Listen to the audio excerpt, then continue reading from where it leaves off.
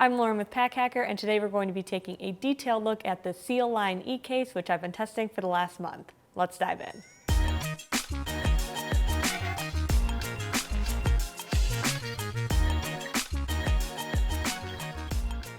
So the size that we are going to be looking at here is the small, and this is designed for smartphone devices and wallets and things like that, but there are other sizes as well designed for tablets or larger devices if that's something that interests you. However, this is the small that we're going to be taking a look at. So starting off with the materials, we have a 250D PU coated polyester nylon blend, which is this side here, and you can see it's pretty thin.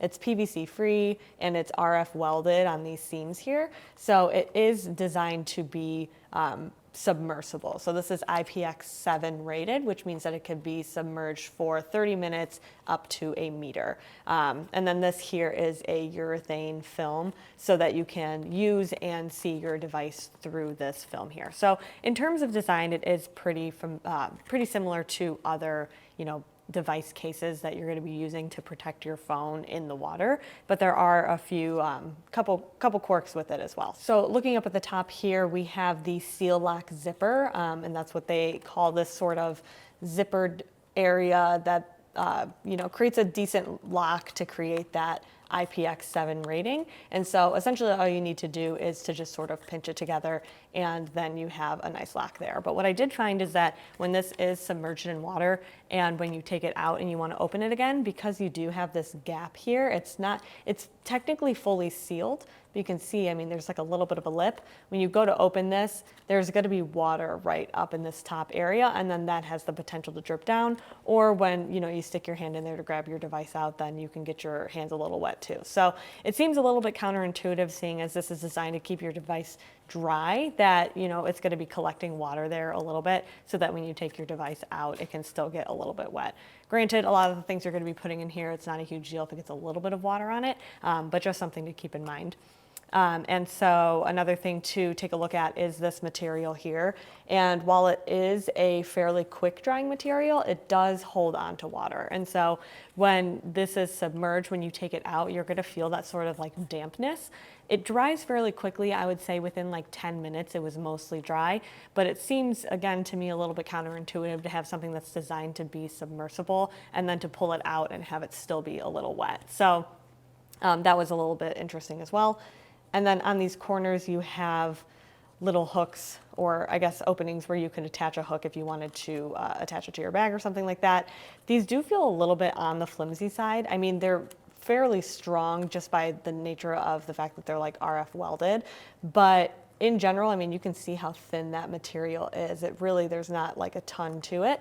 And so it does give a little bit of durability concern just over time. However, even with me pulling on it like this, it is still fairly stable. So I haven't had any issues, but that thinness does, just raise concern just by nature of how thin it is.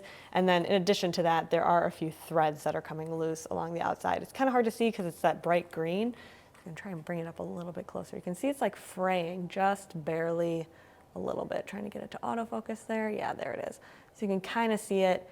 And then there's some little pieces of the thread that are larger than others. So that sometimes will happen, when it has those welded seams, but just something to keep in mind. So I'll show you what it looks like when my phone actually gets in there. So I have a iPhone 13.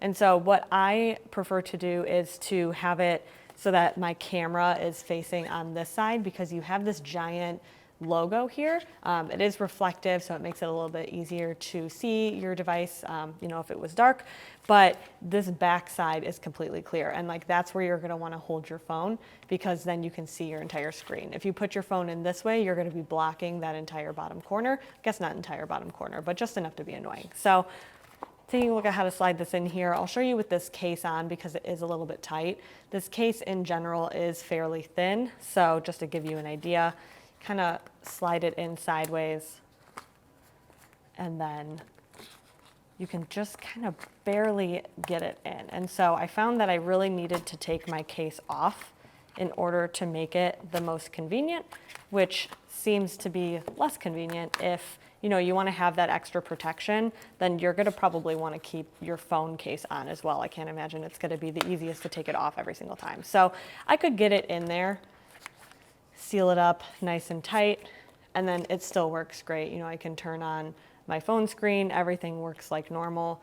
You can even use the voice to text. So, this does, function fairly like your regular phone.